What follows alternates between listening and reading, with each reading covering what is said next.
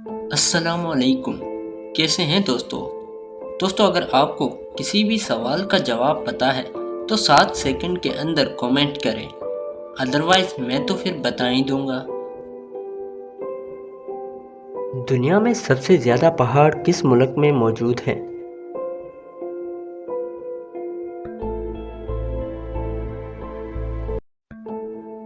इसका जवाब है स्विट्ज़रलैंड।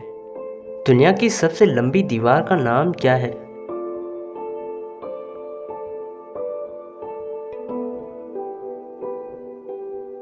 दीवार चीन।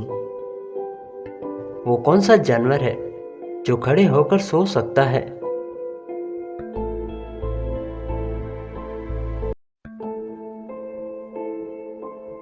घोड़ा। वो कौन सा मुल्क है जो साल में 2 दफ़ा आज़ादी मनाता है?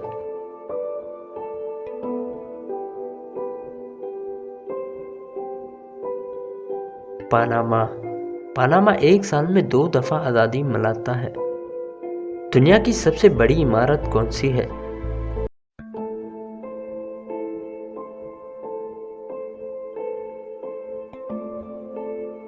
बुर्ज खलीफा। वो कौन सा जानवर है जो सबसे ऊंची छलांग लगाता है?